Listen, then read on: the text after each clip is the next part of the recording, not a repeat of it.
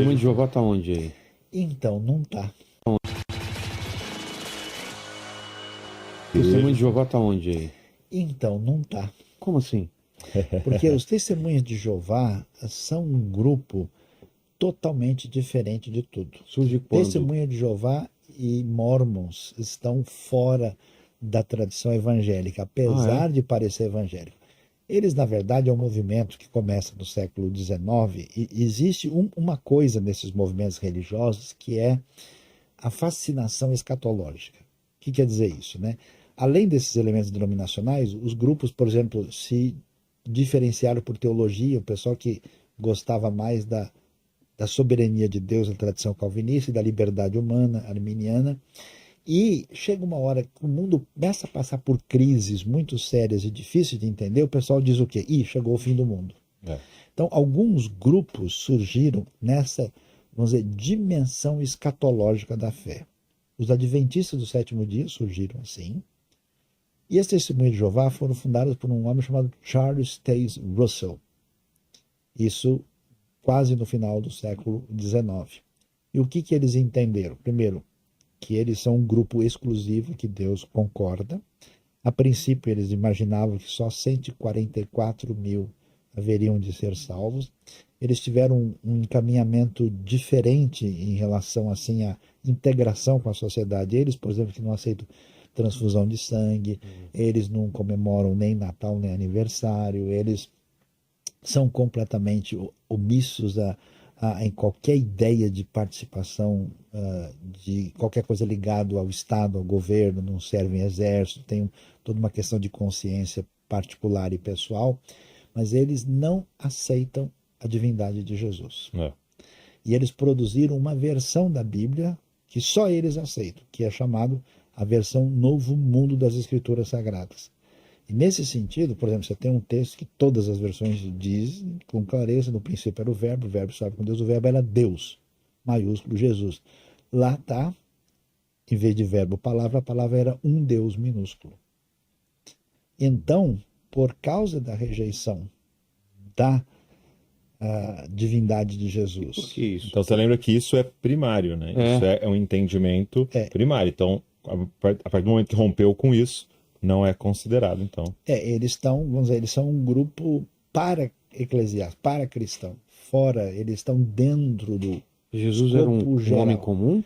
Jesus Um profeta? É um profeta, um Messias, mas não é divino. Então, E o caminho para a salvação Então, é Jesus, mas você precisa pertencer à organização e cumprir a sua função dentro da organização que se reconhece somente a si mesmo. Inclusive, eles imaginavam que Jesus ia voltar no começo do século XX.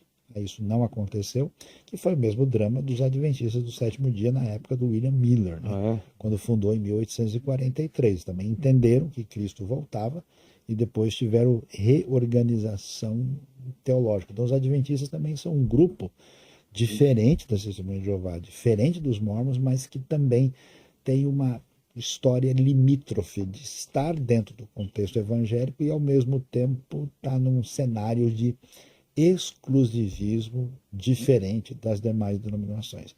E o mormonismo... Porque fazem leituras diferentes da Bíblia? Tem entendimento diferente? Porque parecem dar uma atenção especial à sua figura de maior protagonismo, que era Ellen Goldwhite, que escreveu o livro Grande Conflito, The Great Controversy Between Christ and Satan, e ela acaba, na prática, servindo como grande referência hermenêutica de entendimento da fé. E aí eles também tiveram certas exigências mais ligadas a práticas veterotestamentárias e no início eram muito exclusivistas, totalmente separado em relação aos outros. Hoje o movimento tem mudado bastante, tem dividido, inclusive tem adventistas mais fechados, mais abertos e tem até adventistas pentecostais, que chama adventista da promessa, né? Agora o mormonismo é um outro caminho. O mormonismo ele tem uma outra Bíblia, que é o livro de Mórmon. Além do livro de Mórmon, eles têm pérolas de grande valor e doutrinas e convênios. Mas em 2 Nefi 29:10, no livro de Mórmon, está escrito, se vocês têm uma Bíblia, não deve acreditar que a verdade está só nessa Bíblia e que não fiz com que se revelasse mais. Então, a interpretação é que a Bíblia é incompleta.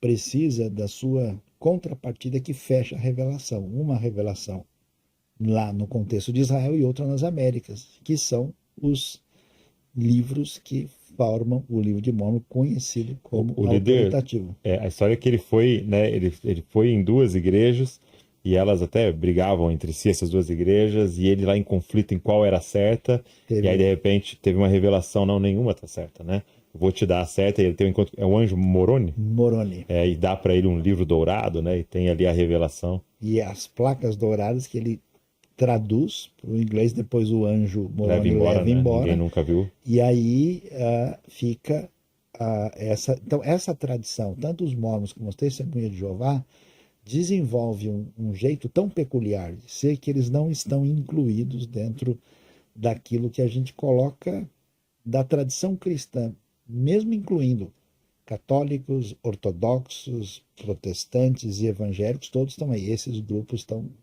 fora dessa sintonia mais fundamental. Manda uma pergunta aí sobre o que já foi falado, Lênin. Bora lá. CCB. Tem uma pergunta aqui do Rafael Pimenta. Ele fala que é o seguinte, ó, porque uma outra igreja, já que tu és Pedro, e sobre esta pedra edificarei a minha igreja, Mateus 16, 18. Enfim, aí ele manda algumas análises aqui de texto e tal, mas a pergunta base dele é essa, né? Por que tantas igrejas se a igreja foi fundada... As de texto são grandes? Ou... Não, ele manda as referências de texto. Eu quero analisar também CL 1:24, que deve ser Colossenses. Então, aí tem um equívoco muito grande, né? Porque quando a pessoa diz sobre Pedro, por a tradição protestante vai dizendo, Pedro não é Pedro. Na verdade, essa pedra é Jesus. Quando está falando esta pedra, está se referindo a Cristo. Muito provavelmente não é isso que o texto está querendo dizer. Do outro lado, o pessoal de tradição católica diz, não, na verdade Pedro é a pedra, e ele então é a base, e por isso dá o fundamento para a tradição católica, né? Na verdade, ao fazer isso, você está dando o fundamento primeiro para a autoridade do texto, né? Para referendar. Só que você descobre o quê? Primeiro, não é verdade que Pedro tem essa autoridade. Quando você chega na igreja de Jerusalém, basta você ler Atos 15, quem está na liderança da igreja é Tiago. Então, Pedro não significa isso que as pessoas estão achando que ele significava. Segundo, Paulo escreve abertamente, eu encontrei o Pedrão, encontrei o Cefas, e eu quebrei o pau com ele, eu resisti na cara, porque quando chegou o pessoal da circuncisão, ele agiu de um jeito. Depois, quando chegaram os outros, ele... Então, quer dizer, que negócio é esse? Você não assume a sua postura como seguidor de Jesus? Então, assim, se é entendido que Pedro tem esse tipo de autoridade, esses outros textos ficam sem sentido. Então, por que está falando de Pedro? Porque Pedro é um elemento representativo daquilo que o Novo Testamento vai chamar de fundamento dos apóstolos. Nenhum dos apóstolos tem valor e poder em si. A palavra apóstolo é uma forma do grego, do verbo apostelo, que significa enviado, e enviado no sentido formal. Traduz uma palavra hebraica chamada shaliach, que quando você mandava um emissário oficial em nome de alguém importante, esse era o apóstolo. Então, a validade dos apóstolos não está neles, mas está em Cristo Jesus, enquanto eles testemunham daquele que é o fundamento, que é Cristo. Não é nenhum deles, nem Pedro, nem Paulo. Aliás, o texto diz isso. Quem é Pedro? Quem é Paulo? Lá na briga dos coríntios. De novo, tá vendo? Estavam brigando os coríntios. E aí, o que acontece? Não dá para usar esse texto à luz dos outros para dizer, ó, Pedro é uma autoridade. Isso, de novo, traz esse espírito coronelístico de pegar um indivíduo, de colocar no centro da coisa, quando, na verdade, o centro está na palavra e na pessoa de Jesus, e não em nenhum indivíduo, nem Davi, nem Salomão, nem Pedro, nem Paulo, nem ninguém. E no contexto ali, Jesus está perguntando para eles, né? Quem vocês dizem que eu sou, né? E Pedro traz essa declaração por revelação do Pai, né? Tu és o Cristo, o Filho do Deus vivo, né? Então, a base de construção de toda a igreja é essa, né? Tu és o Cristo, ou seja, o Messias, Filho do Deus vivo, ou seja, Deus encarnado, né? Não dá para você dizer que Pedro é pedra nesse sentido de autoridade eclesiástica. É simplesmente isso. Mais uma enquanto eu vou ao banheiro. Ó, a Keila Maria, ela pediu para vocês falarem sobre sobre pregadores, né? Aí ela dá uns exemplos aqui do Rex Humbert, o Jimmy Swaggart e tantos outros que surgiram, né? Se vocês puderem falar um pouquinho. Douglas, aqui. Aí depois você começa com um movimento, por exemplo, aqui no Brasil mesmo, né? Essas denominações, até eu estava vendo sobre a Deus é Amor, por exemplo, né? O Davi Miranda, ele fazia parte da Assembleia de Deus, ele sai e começa Deus é Amor, até querendo ser um pouco mais rígido, até a Assembleia de Deus já era rígida, e buscando, né, uma rigidez maior ali das doutrinas, dos usos e costumes, né? Mas uma coisa que eles começaram a fazer é ir para a rádio, né? E aproveitar a mídia da rádio para evangelizar e pregar, e aí acontece isso com a Universal também, a ponto de comprar, né, a Record, e começa a massificar. Então você começa a ter esses pregadores, e o Jimmy Swaggart, né, era um pregador, um dos mais ouvidos do mundo, né? Ele tinha um programa de televisão que passava aqui no Brasil, as pessoas 80. paravam para ver, mas que infelizmente, né, teve um escândalo aí moral, sexual, né? Foi pego com uma prostituta, ele veio a público e confessou e tal, mas nunca mais voltou como era, né, ao ministério, né? Ela citou também aqui o Rex Humbert, não sei Esse se eu não vocês... conheço. O Rex Humbert é um pouco anterior ao Jimmy Swaggart, e a coisa assim, é interessante que as denominações pentecostais mais antigas, elas tinham, que é muito comum no meio evangélico isso, uma resistência às novidades. Uhum. Então, por exemplo, logo no começo, tanto Davi Miranda, né, da Deus é Amor, também o Manuel de Mello, do Brasil para Cristo, logo começaram a usar muito rádio, né? Que algumas igrejas tinham resistência. Mas depois do final dos anos 70, começo dos 80, começou-se o uso da televisão. Um dos pioneiros era o Rex Humbert, que era, vamos dizer, um pregador pentecostal moderado, né, que tinha até a família que participava, cantava e trazia uma mensagem basicamente evangelística.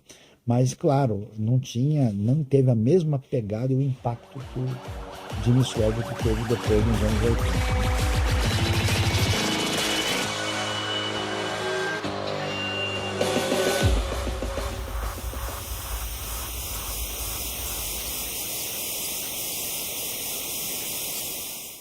Jesus existiu? Olha, Ricardo, com toda certeza.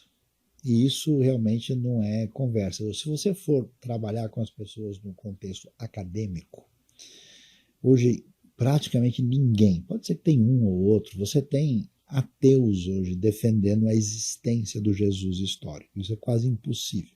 Tem várias razões para isso.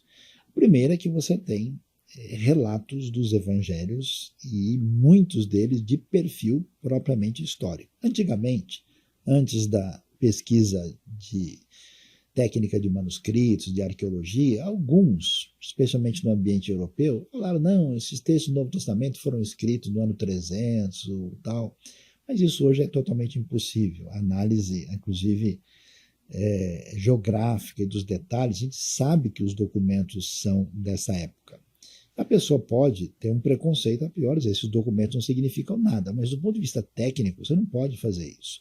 Até porque se for fazer isso com Jesus, você tem que desaparecer com a história antiga inteira, porque está cheio de gente que você não tem documentos suficientes. Mas nós temos vários testemunhos do passado que são independentes da Bíblia. E posso fazer uma citação aqui, por exemplo, para a gente ler exatamente o que ela diz. Por exemplo, nós temos o Flávio Josefo, que é um historiador da época. Algumas pessoas vão fazer alguns questionamentos sobre o que foi dito por ele, dizendo que talvez tenha sido um adendo posterior. E talvez tenha lá sua razão em algum aspecto, mas isso não tira a importância de tudo que aparece lá. Flávio Josefo disse assim: havia um sábio chamado Jesus. Seu comportamento era bom, sabe-se que era uma pessoa de virtudes. Muito dentre os judeus de outras nações tornaram-se seus discípulos. Pilatos o condenou à crucificação e à morte. E aqueles que haviam sido seus discípulos não deixaram de segui-lo. Eles relataram que ele lhes havia aparecido 3 dias depois da crucificação e que estava vivo. talvez ele fosse o Messias sobre os quais os profetas falaram. Um pouco mais tarde, no 112, o Plínio escreve uma carta para o imperador Trajano, o famoso Trajano o Germânico.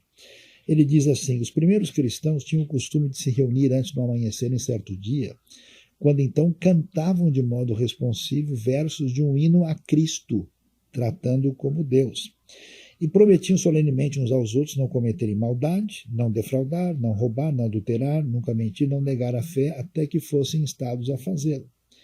E um sujeito contrário ao cristianismo no século II, Luciano de Samota, escreveu: os cristãos, como sabes, adoram um homem até hoje, o personagem distinto que introduziu seus rituais insólitos e foi crucificado por isso.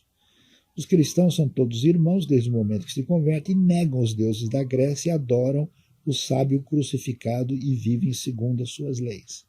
Fora eles, você ainda tem referências de Tácito, que também é do final aí do século I e começo do segundo, e tem referência do próprio Talmud judaico, que questiona e traz às vezes palavras questionadoras e críticas sobre Jesus, mas quem é que vai combater quem nunca existiu?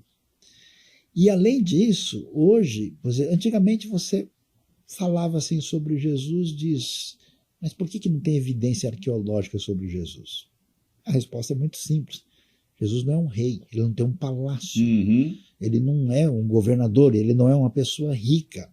Se de ricos e governadores e reis a gente não encontra muita coisa, imagine de alguém que vivia como um camponês simples na Galileia.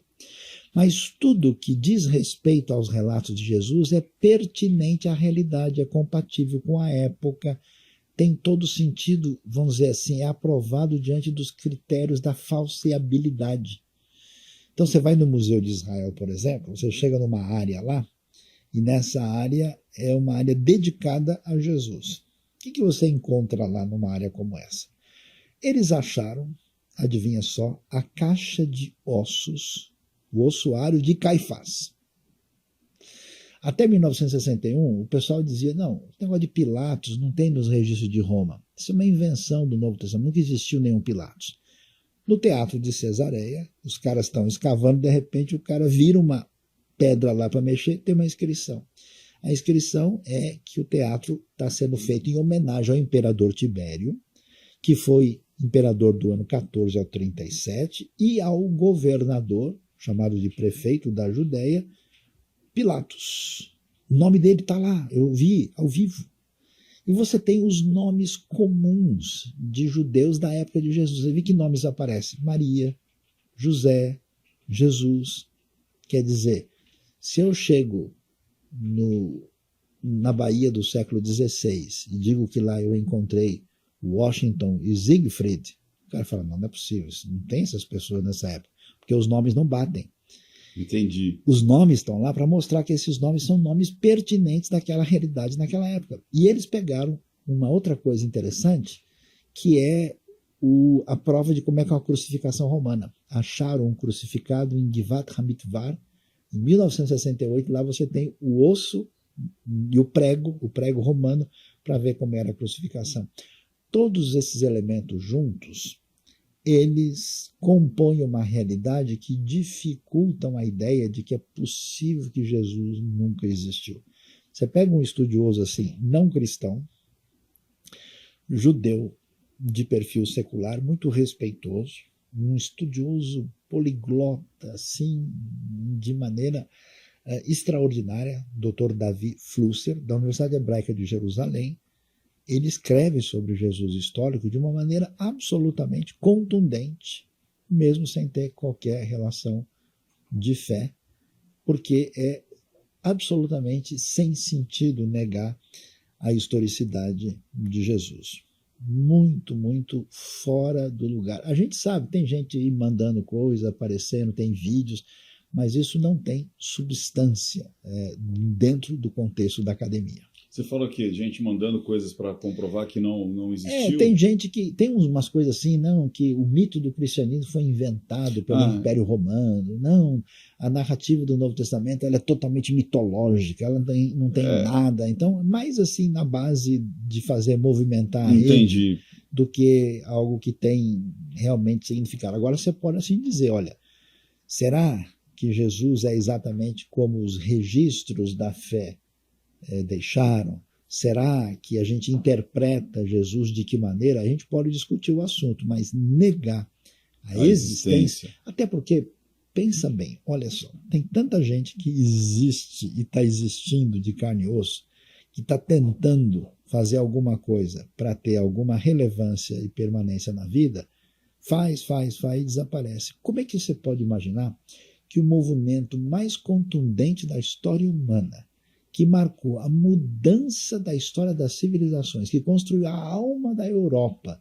que definiu o que vem ser a cristandade, que marcou o que é a civilização ocidental, que começou com ninguém. Com nada. Existem referências históricas nos evangelhos que só quem viveu naquela época poderia ter contato, ou seja, só depois de uma escavação que se descobriu que, sei lá, tinha alguma coisa ali, uma inscrição, como você acabou de falar de Pilatos, ou dos nomes comuns da época.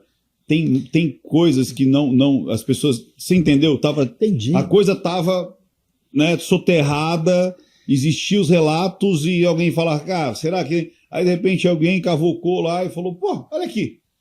Tá cheio. Tá cheio. Está cheio, é detalhamento atrás do outro. Então, quem visita, por exemplo, a Galileia...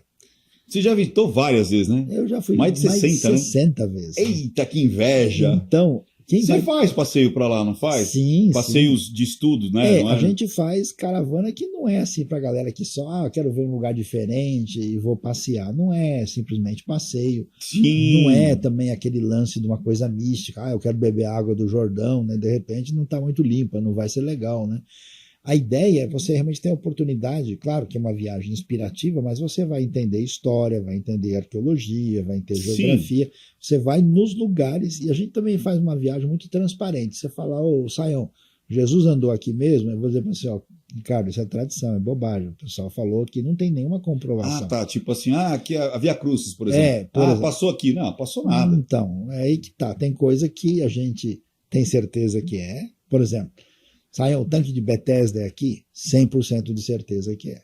O tanque de Siloé é aqui? Do que ele pega seu leito e levanta. Exatamente. A cura o tanque do tá lá. Paralítico e a cura do cego. João capítulo 5 e João capítulo 9. De fazer a cuspida lá. Sim. Então, assim, você tem um detalhamento de vários elementos que estão presentes em Jerusalém e também na Galileia, que são espetaculares. Sabe por quê? Tem umas coisas muito legais. Qual era a cidade de Jesus? A cidade de Jesus era Cafarnaum. Cafarnaum é o centro do ministério de Jesus. O lago da Galileia, chamado de Mar da Galileia, tem 20 quilômetros por 12. É uma coisinha de nada. Pequena. E o ministério de Jesus se concentrou principalmente na região noroeste do lago. Tá. Ali, acima da cidade de Tiberíades, você vai ter a região de Genezaré, vai ter Cafarnaum, tem o lugar das bem-aventuranças, da multiplicação dos pães, e um pouquinho mais acima, Corazim e Betsaida. É uma área muito pequena. Jesus caminhou numa área muito pequena. Sim, principalmente seu ministério era num lugar detalhado. Caminhava a pé com os seus discípulos.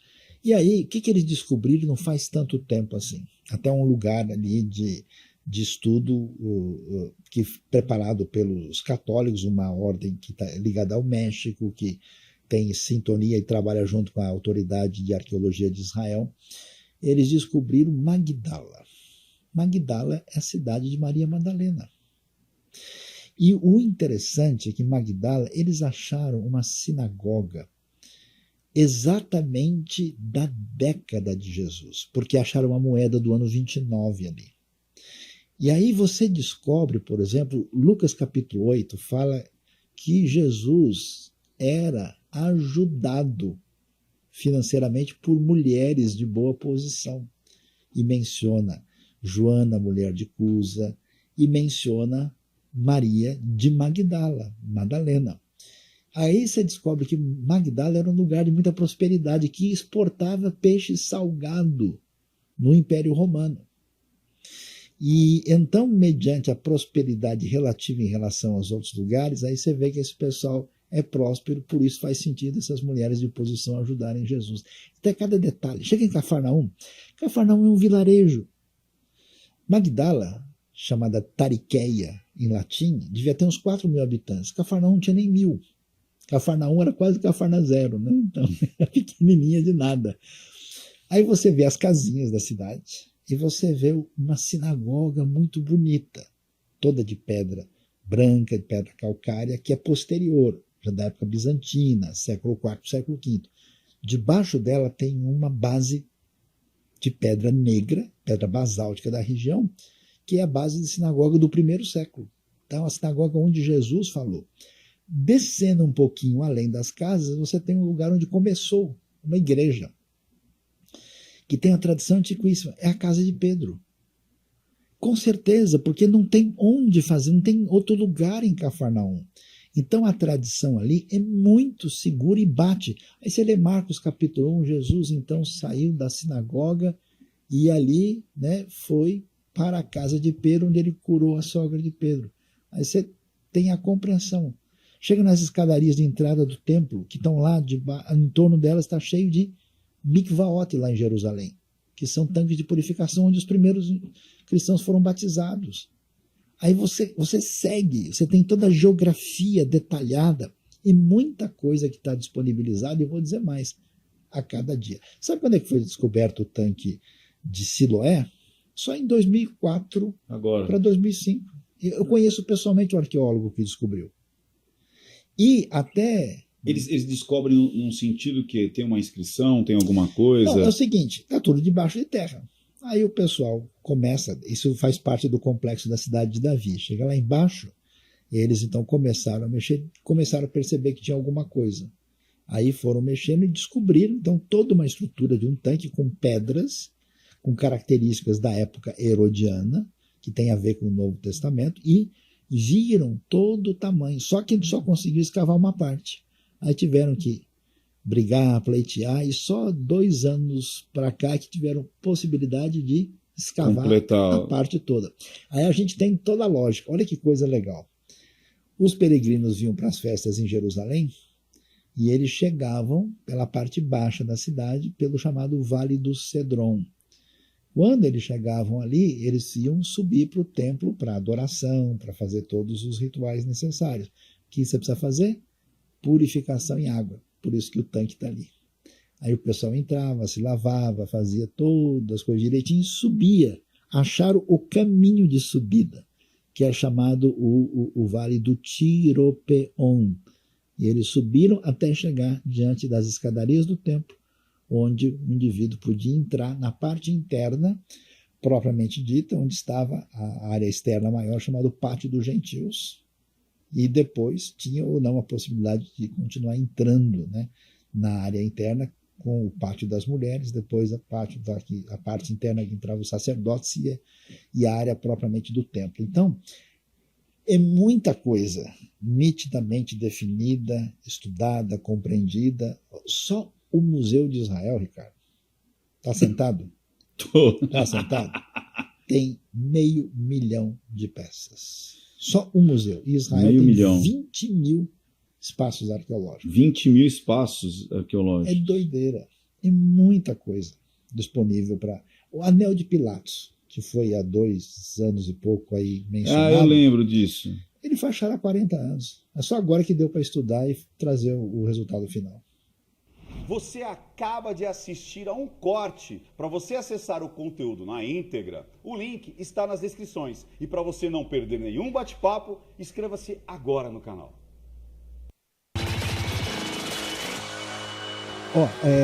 Tem uma pergunta do Yuri Araújo A aqui. gente falou sobre as brechas, né? Sim. Algumas delas. Né? O Yuri Araújo ele perguntou o seguinte: pastor, os espíritos que incorporam no espiritismo são demônios? Pergunta polêmica. Tá? Polêmica. Então, veja bem. Vamos entender uma coisa. Eu tenho um livro sobre esse assunto.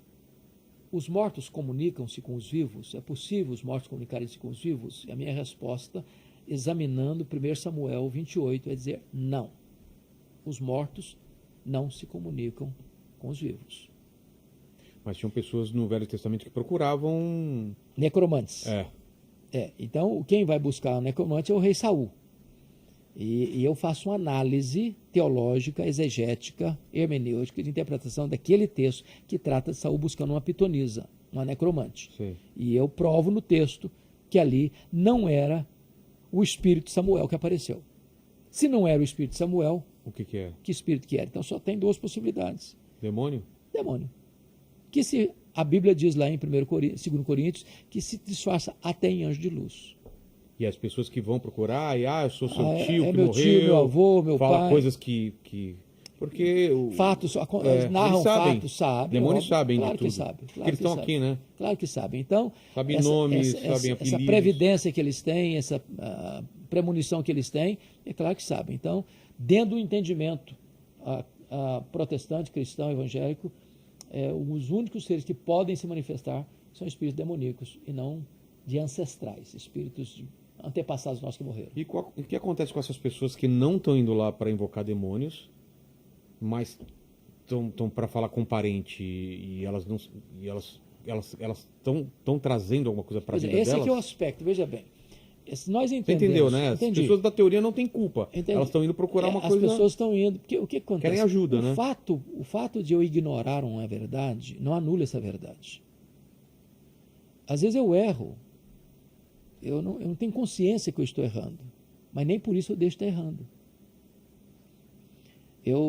Deixa eu dar uma ilustrada simplória.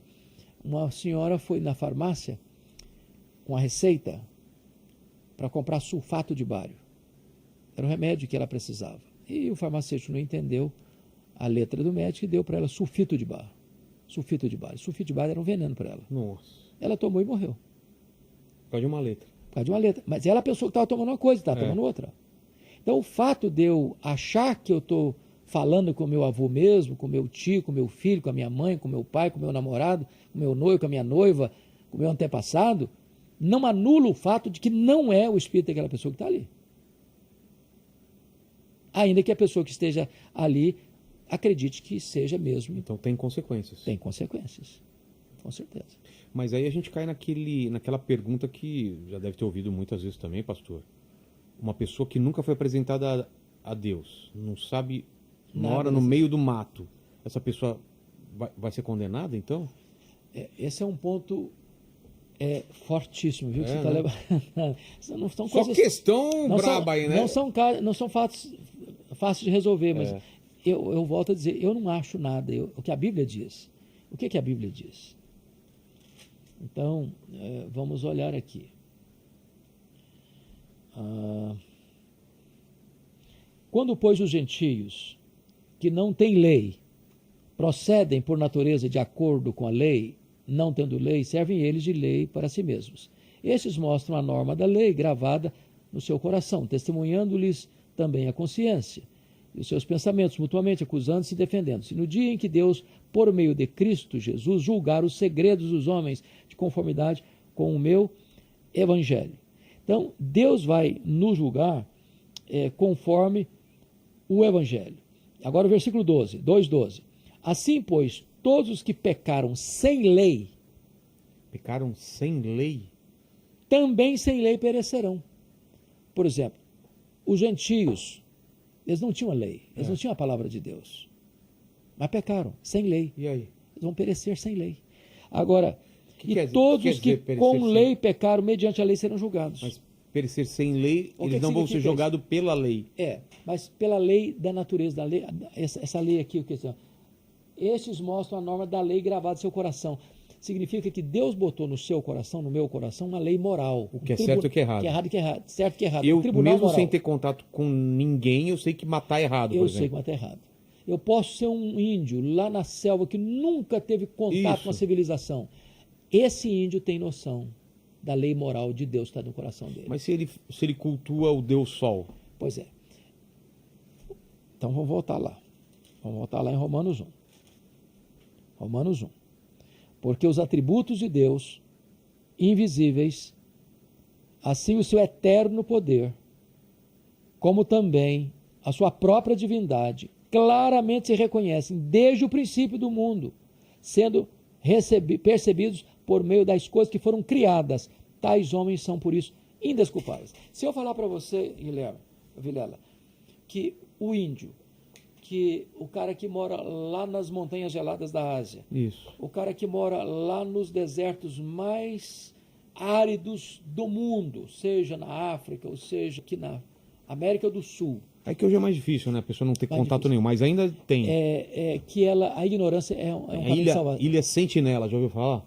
É uma ilha de um povo isolado lá. Passa a pessoa com avião, ele está com flecha lá. Que a ignorância é outro caminho paralelo de salvação. Eu estou negando completamente a Escritura. Só existe um caminho de salvação, é Jesus. A ignorância não é. Quem sem lei pecar, sem lei perecerá. Aí aumenta a responsabilidade da igreja, que Jesus nos mandou ir por todo o mundo, pregar o evangelho a toda criatura. Quem crê será salvo. Quem não crê já está condenado. Então não tem... É pesado isso. Hein? Não, é pesado. E a verdade não é leve. Nunca foi. Nunca foi. Essa verdade que faz contornos para atender, agradar, A porta larga. a porta larga vai conduzir a É porta perdição. estreita, então. A porta é estreita. E Então o caminho vamos, também. vamos emagrecer para passar por essa porta aí, Lê. com Acerta a certeza. vida com Deus enquanto rapaz. tempo, porque depois não vai ter mais jeito não. Vai. Ó, o Davi Rodrigues, é mais uma pergunta polêmica essa aqui, tá?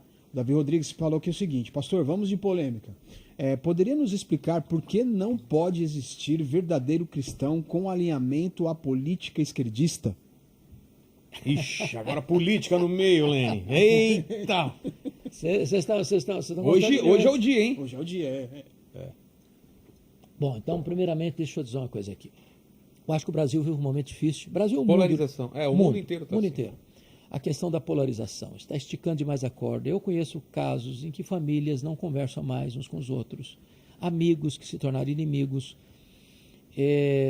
Parece-me que as pessoas perderam a capacidade de conviver com o diferente, conviver com o não igual, de amar aquele que pensa diferente dele.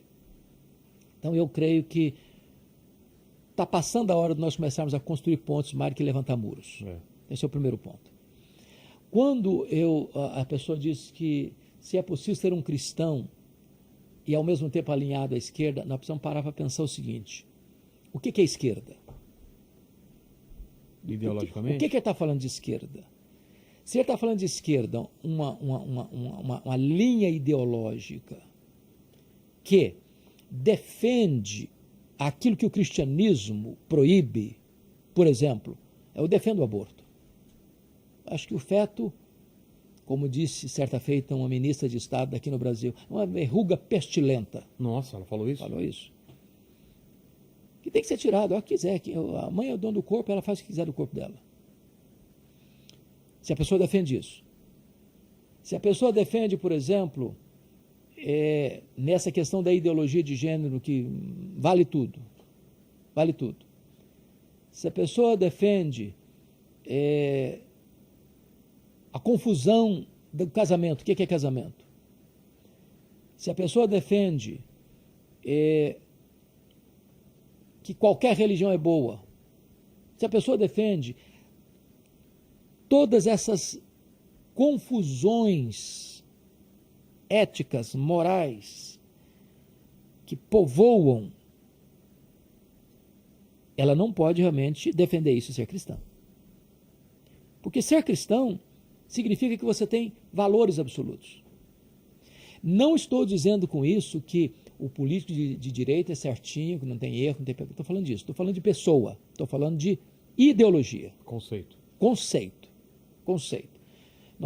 Um cristão precisa ser o quê? Ele tem que ser a favor da vida, ele tem que ser a favor da família, ele tem que ser a favor da liberdade, ele tem que ser a favor da dignidade da vida, desde a vida intrauterina, desde a concepção, ele tem que ser a favor do trabalho, tem que ser a favor da honestidade, ele tem que ser a favor daquilo que é justo, legal, correto.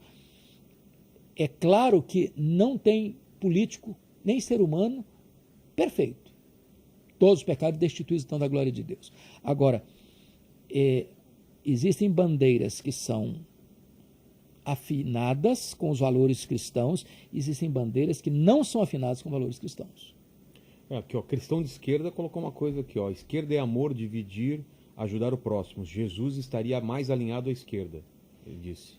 Se ele está entendendo esquerda é isso aí, que é amar o próximo e dividir, então não tem problema. Isso aí não é a esquerda ideológica que nós estamos falando aqui. Então, por exemplo, isso mudou muito, o Vilela, de um tempo para cá. Eu morei nos Estados Unidos, fiz meu doutorado lá no ano 2000, 2001. Então nós temos 2 partidos lá. Republicano e tem mais até, os mais relevantes, democratas e republicanos. Republicanos. Vamos dizer, a diferença era muito tênue entre uma questão social e outra mais liberal, economicamente falando. Quando você fala em esquerda hoje, não é mais essa bandeira que ele colocou aí, de cuidar do próximo, de cuidar do mais necessitado, de ter uma política mais endereçada à questão social, que aprovamos, apoiamos, está corretíssimo, corretíssimo. Agora, quando ele está falando de esquerda ali, é outra coisa. São de valores, são de ideologias que estão graçando na sociedade, que estão na contramão dos valores cristãos. Mas é difícil a pergunta dele, porque é aquilo que a gente falou, são várias esquerdas, né? Assim como tem várias direitas. É por isso que eu estou dizendo. Então, qual esquerda ele está falando? De que esquerda ele está falando? Exatamente isso. Então, o que é importante... Uma esquerda mais radical, mais Você marxista, comunista. não pode carimbar a gente. Uma das coisas muito tristes é botar uma tatuagem em alguém e carimbar a pessoa. Você é isso. Você é isso. Carimbar pessoas é errado. Nós devemos amar o próximo. Eu acho que o Brasil precisa, na minha visão, parar de esticar a corda. Precisamos todos, acho que todos deviam descer do palanque, cuidar uns dos outros. Sermos mais diplomáticos no sentido de aprender a conviver e respeitar. Porque toda vez que eu agrido você, seja com palavras, seja com atitudes, eu vou provocar em você uma reação. Claro. Igual e contrária. E se nós continuarmos assim, vamos sofrer ambos. E se eu não vejo em você também um pouco de Cristo, né? Que é o que ele fala. E coerência. E coerência, né? De estar no morador de rua. Quando o discurso está diferente da prática. Agora, o que não pode, que nós todos deveriam defender, é o seguinte, é que não pode ter 2 pesos e 2 medidas. Não pode ter uma lei para um e outra lei para outro. Não pode ver só os favores da lei para um e só os rigores da lei para o outro. É preciso existir justiça, igualdade, todos serem tratados com a mesma dignidade. Se nós aprendêssemos os valores cristãos de verdade, nós poderíamos ter dias melhores no Brasil e no mundo. Perfeito. Fala, Leni. Tem pergunta sem ser polêmica? Não, agora tem um comentário polêmico aqui que eu estou deixando para o final, mas tem uma... Mas tem a ver com o que a gente falou agora, não, né? Não, tem a ver com as escrituras ainda. Tá bom.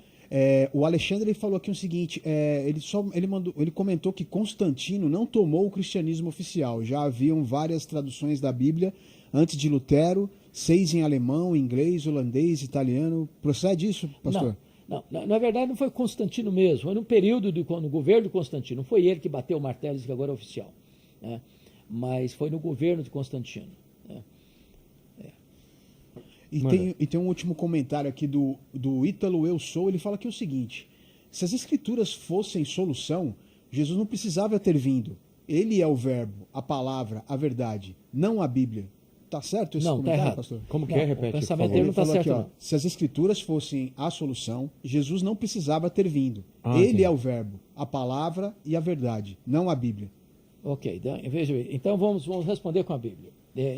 O pensamento dele está equivocado, embora Jesus é a verdade, mas olha o que o próprio Jesus Que ele está diz. falando que só a Bíblia bastaria, não precisaria... Não precisaria vir Jesus. Então, Jesus diz assim, João 17:17, santifica-os na verdade, a tua palavra é a verdade. Jesus disse mais, olha aqui que interessante, examinais as escrituras, João 5:39, porque julgais ter nelas a vida eterna e são elas mesmas que testificam de mim. Então, Deus revelou de 4 maneiras, Vilela. Primeiro, Deus revelou na natureza que criou. Segundo, Deus revelou na nossa consciência, aquele tribunal da lei moral que está dentro de cada um de nós, certo e errado. Terceiro, Deus se revelou de forma especial na sua palavra escrita, que foi orientando o seu povo ao longo dos séculos e vai continuar orientando o seu povo até Jesus voltar. Certo. Quarta revelação, Jesus Cristo, que é a última revelação de Deus. Então, Jesus e a Bíblia não estão disputando, Separados, né? separados ou entrando em choque, um substituindo o outro. Não. A Bíblia nos apresenta Jesus, e Jesus veio de acordo com as Escrituras, conforme as Escrituras, para cumprir as Escrituras, para proclamar as Escrituras. E ele dá uma ordem agora para a sua igreja, para ir e pregar este evangelho até aos confins da terra. Então, ele está fazendo confusão aí de que se a Bíblia fosse mesmo tão importante, Jesus não precisava ter vindo. Exato. É porque a Bíblia é tão importante que Jesus veio. E tem uma grande parte da Bíblia que não existiria se não tivesse vindo Jesus. É claro. Aqui foi. E a pergunta polêmica? Não, era esse comentário aqui dele. Era esse? Era esse, é. Tá. Pastor, que...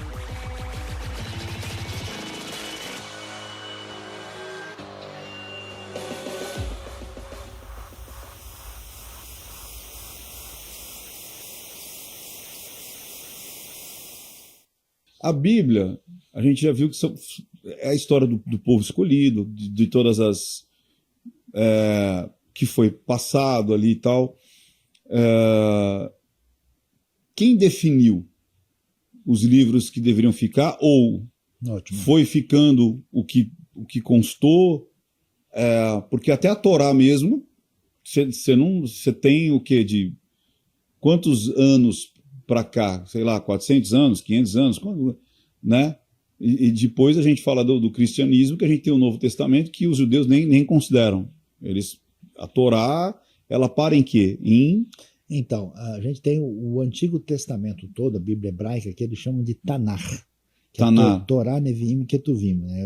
Isso vai de Gênesis a Malaquias. Né? Que é o que compõe. Isso, olhando para o nosso Antigo Testamento, né? Na Bíblia hebraica o término é em crônicas, mas o conteúdo é o mesmo, igualzinho ao nosso Antigo Testamento, né? Isso é o judaísmo tradicional, trabalha com esse cano. Mas a coisa é a seguinte, veja, vamos raciocinar de maneira um pouquinho mais ampla. O povo, né, começando com Abraão, aquilo que vai se formar o povo hebreu, é um povo semita, semelhante aos povos à sua volta. Josué 24:2 vai dizer, né, os nossos antepassados adoravam outros deuses e viviam do outro lado, além do rio, né, na Mesopotâmia, de onde o Abraão veio. Então, o que a Bíblia diz? Que, de repente, nesse cenário, um indivíduo tem um encontro diferenciado com Deus, e esse encontro com Deus diz assim, não dá para limitar a divindade. As pedras e madeiras que estão aí, né, sendo servindo de deuses. O Deus que se revela como verdadeiro é um só, e esse Deus quer uma parceria de amizade com o ser humano para resolver o problema da humanidade. E aí essa história se dá de modo que Deus começa a trabalhar no indivíduo, numa família, e tentar trazer para a gente a seguinte explicação: de onde nós viemos, qual é o sentido da nossa existência e criação, qual é a origem dos nossos problemas, qual é a origem da nossa comunidade, para onde nós estamos indo e qual vai ser a solução para as nossas dores, desencontros e falta de significado. Então a gente poderia resumir isso assim: isso se dá no eixo da história, quando Deus trabalha a partir dos patriarcas inicialmente, depois a libertação do povo lá no Egito, e, consequentemente, com a chegada do povo de volta na Terra Prometida, e eles se estabelecem lá, e tem o período dos reis, depois vem as invasões, e os assírios e os babilônios entram, eles são dispersos, e voltam para lá, mas de uma maneira fragilizada, e sonham com a esperança que os profetas trazem, que um dia a chegada do Messias da salvação viria. Então esse é um resumo. Esses documentos que falam isso são os 929 capítulos do Antigo Testamento, quase todos em hebraico, que até pouco tempo atrás a gente só tinha, vamos dizer, o documento completo, base desse material, do manuscrito guardado na Rússia, em São Petersburgo, no chamado Códice de São Petersburgo, que é o texto massorético preservado pelos escribas judeus. Quando, em 1947, se acham os manuscritos do Mar Morto, aí todo mundo vai ficar de queixo caído, porque manuscritos 1000 anos mais antigos... Que é muita coisa. É demais. 1000 anos. O Brasil tem 500 e poucos anos. 1000 anos para você preservar. Preservar que eu quero agora dizer, porque você vai falar exatamente... Eu sei o que você vai falar, mas eu quero que você deixe. Mas é muito tempo. É doideira. Porque agora eu falo que você... Eu saquei que você ia falar. Achou o Mar Morto, e aí quando leram... É o mesmo texto. É o mesmo texto. O texto foi preservado. Então, o que a gente sabe? A gente tem hoje... E foi muito preservado, Sayão? Demais. Tipo, em que porcentagem? Eu posso ler esses textos. Eu conheço o texto original. Me lembro em 2009, a primeira vez que eu fiquei de frente com o manuscrito do Mar Morto. Você ficou com o original? Sim. Eu fui em Israel, em Jerusalém. Inclusive, eu me tornei amigo. Mas não é todo mundo que pode ficar... Então, naquele ano, especialmente, estava o original mesmo lá. Hoje tem cópias. Hoje tem um facsímile. É igualzinho, mas é um facsímile. Mas você ficou ali cara a cara. Então, e você leu. Me tornei amigo, inclusive, do curador do museu, o Dr. Adolfo Reutemann. Quando eu cheguei lá e bati o olho, né, tá lá, Re Razon Asher Hazar Yeshayahu Hanavi Ben Amotz, né, a visão que viu o profeta Isaías, filho de Amós, eu falei, caramba, está escrito igualzinho. Estou lendo, tem o texto que eu conheço, está aqui. Então, assim, na sua vasta maioria, tem um ou outro manuscrito, que o manuscrito é meio diferente, mas o nível de confirmação é estupendo. Entendi. Mas isso, mais do que isso comprova também como, de fato, o texto é antigo, ele não foi composto depois. Então, o que acontece? Quando você lê o Novo Testamento e lê Jesus, você vai ver como é que Jesus se comporta. Tem uns malucos que falam, Jesus foi para a Índia, foi para o Egito, mas quando você vê Jesus falando, ele está citando a lei, os profetas, os salmos. Então Jesus nitidamente mostra a sua sintonia com a sabedoria judaica do seu tempo. Quando Jesus diz, por exemplo, em Lucas capítulo 24, verso 43, 44, ele diz, era necessário que se cumprisse tudo que foi escrito na lei, nos profetas e nos salmos. O que ele está dizendo aqui é que lei é a primeira parte da Bíblia hebraica, profetas é a segunda e os salmos abrem a terceira, que são os escritos. Ele está dando uma referência do que é considerado texto diferenciado que a tradição judaica guardou. Além disso, esses textos que estão guardados, eles não são textos que dizem, pessoal, tem umas ideias legais aí, se vocês acharem bom, tudo bem, senão aí a gente depois toma um café. Não, eles dizem assim, diz o Senhor. Essa palavra aqui é uma palavra divina. Aqui está a história do sujeito que nem queria ser profeta e Deus o chamou. Então esses textos se apresentam como palavra divina. Eles convenceram a comunidade, num tempo muito difícil de se fazer isso, eles foram escritos, preservados, guardados, atravessaram os séculos e depois se cristalizaram como referência de diretriz divina na comunidade da fé, o que é confirmado por Jesus. Então, na época de Jesus e um pouco mais adiante, mais ou menos uns 2 séculos, os judeus não tinham mais dúvida de quais eram os textos que estavam realmente referendados como palavra divina no Antigo Testamento. E preservados, e se foram preservados, que eram importantes desde muito antes daquele achado e pela... não é semelhança, pela igualdade, vamos dizer assim, do que tinha o mais antigo, como você falou de São Petersburgo, você vê que a origem muito provavelmente era a mesma, sim. Por conta do que foi apresentado ali. Claro. E a tradição cristã, em sintonia com isso, ela referendou todo o Antigo Testamento, até porque o Novo não tem sentido sem o Antigo. Aí vem o Novo Testamento. Como é que é o Novo Testamento? Sabe o que me veio agora, Sayão? É quase que um blockchain, né? Porque o Bitcoin, a veracidade do Bitcoin é justamente isso. É você ter uma transação em cima da outra que vai validar todo o bloco para baixo. Então, faz um certo sentido, tem uma certa similaridade aí. Se os livros estão nessa ordem e sempre estiveram, está validando que aquela corrente é a corrente. E você sabe que o Bitcoin tem isso, né? A corrente agora que tá, é a corrente mais usada.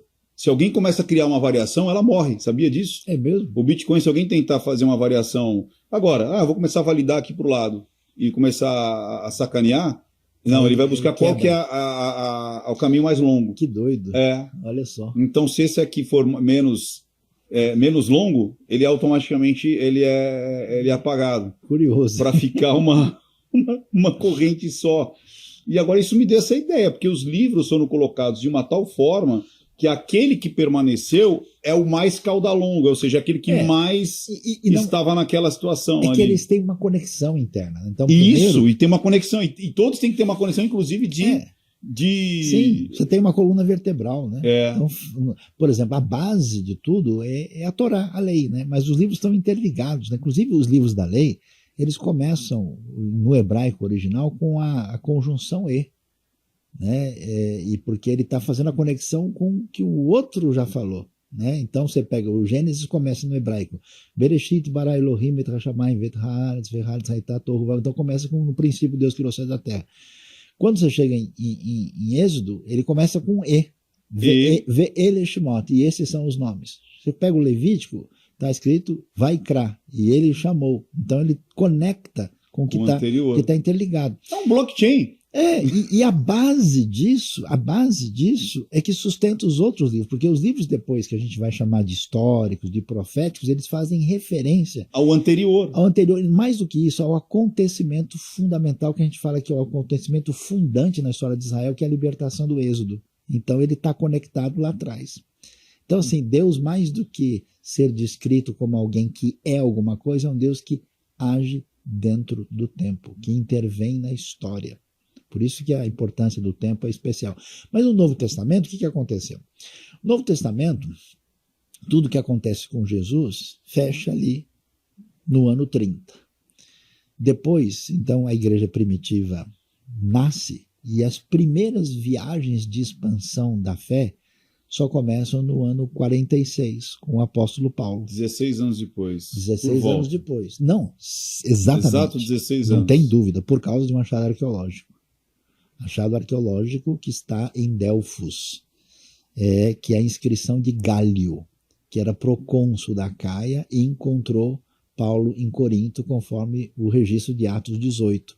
Então a gente sabe que Gálio só foi procônsul da Caia por um ano, do ano 50 ao ano 51, então não tem dúvida, a gente sabe que ano que ele encontrou Paulo. Aí a gente organiza toda a cronologia. Então, ali em cima. Então, as viagens de Paulo acontecem entre os anos 46 e 57. E Paulo vai chegar em Roma no ano 60.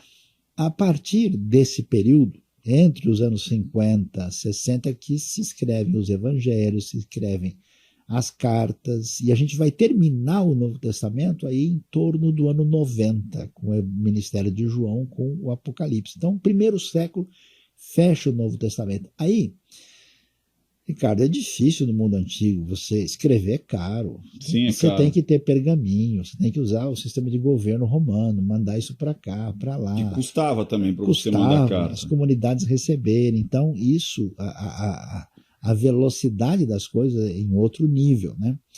Pois é, mas já por volta do final do século II, começo do terceiro, já existe uma direção de um consenso significativo dos livros do Novo Testamento que vão ganhando, vamos dizer, uma espécie de consenso natural. Houve discussão, houve problemas aqui, mas quando você chega no quarto século, volta do ano 300, isso está praticamente definido que os 27 livros do Novo Testamento, a data oficial é no ano 367, uma carta pascal de Atanásio, que referenda que esses livros são um consenso. Por quê? Porque eles têm origem apostólica direta ou indireta, porque eles falam nesses livros de uma maneira cheia de autoridade como sendo palavra divina, e porque eles mostraram força suficiente para convencer as comunidades cristãs e serem utilizados dentro dela como elementos autores da fé. E então, em 367, isso se fecha e as igrejas do Oriente e do Ocidente, oficialmente, no ano 397, bate o martelo.